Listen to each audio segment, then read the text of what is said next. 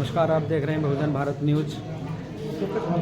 आइए जानते हैं कि ऐसे ही शख्सियत हमारे सामने है। इनसे आज शौर्य दिवस के उसमें उपलक्ष्य में कुछ वार्ता करते हैं। जी सर, आपका क्या नाम है?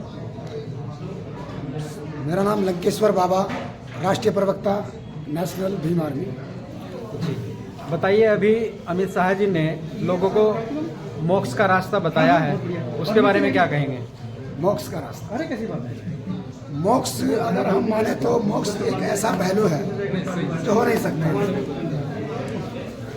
मोक्ष एक ऐसा पहलू है जो नहीं हो सकता है, क्योंकि स्वर्ग की जो बात कर रहे थे, क्योंकि स्वर्ग और नरक एक ऐसा पहलू होता है कि वहाँ कभी जिंदा जाता नहीं है और मरा हुआ कभी बताता नहीं। तो ये सब बकवास होता है, कुछ नहीं। अगर मोक्ष की बात करते हैं तो उन लोगों को उस मोक्ष की प्राप्ति करनी चाहिए और पूरे शरीर सहित स्वर्ग चले जाना चाहिए।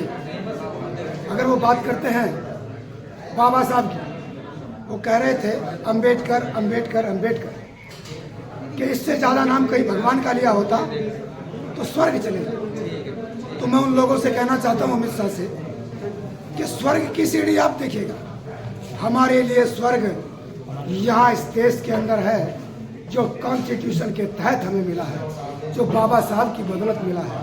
अगर हम भगवान की बात करें तो भगवानों से भी ज़्यादा बड़ी उपाधि है डॉक्टर बाबा साहब अम्बेडकर के पास, क्योंकि जब इस देश के अंदर भगवान थे तो कुछ होने वाला नहीं था। इस समुदाय को ना पीने के लिए पानी था, ना खाने के लिए रोटी थी। अगर वो किया तो केवल और केवल डॉक्टर बाबा साहब भीमराव अम्बेडकर ने किया। इसीलिए वो भगवान से भी बड़ा सम्मान पाए हैं और भगवानों की नसबंदी करने का काम भी केवल डॉक्टर बाबा साहब अम्बेडकर ने किया है। पहले देश के अंदर राजतंत्र था, आज लोकतंत्र है। राजतंत्र के अंदर राजा रानी के पेट से पैदा होता था, पर कॉन्स्टिट्यूशन ऑफ इंडिया, भारत का संविधान लिखने के बाद बाबा साहब अम्बेडकर ने एक बात कही कि जाओ, मैंने उस रानी के पेट का पोस्टमार्टम कर दिया है और आपको आज़ादी दे दी है, और जाओ, आज के बाद राजा रानी पैदा नहीं करेगी, आपके वोट से राजा पैदा होगा, क्योंकि बाबा साहब अम्बेडकर ने हमें वोट डालने का अधिकार दिया है। तो साथियों, बाबा साहब अम्बेडकर फैशन नहीं, एक ट्रेंडिंग है और इस दुनिया के लिए एक प्रेरणा भी है।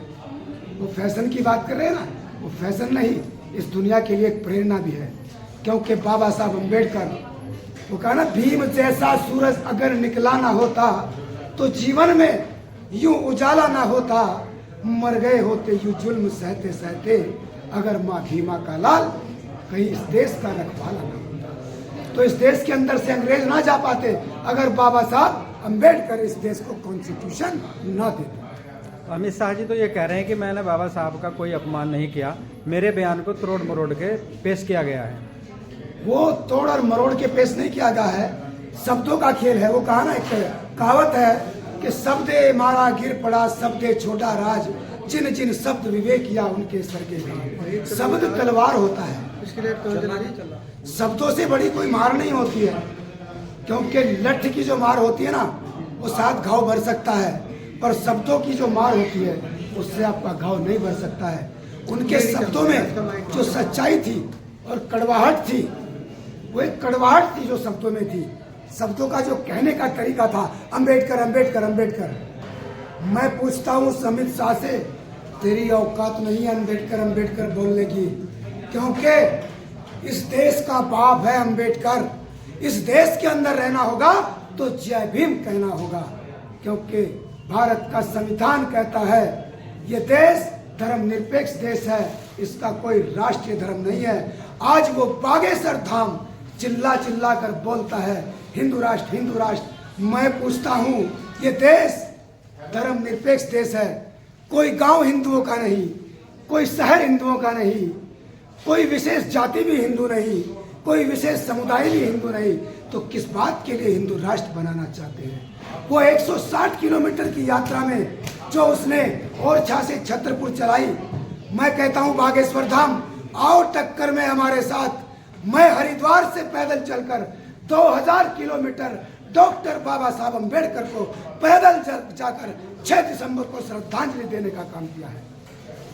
तो अगर उनमें इतनी ताकत है तो हमारे साथ आओ, मुकाबला करें। इसी के साथ जय भीम, नमो बुद्धाय, जय संविधान।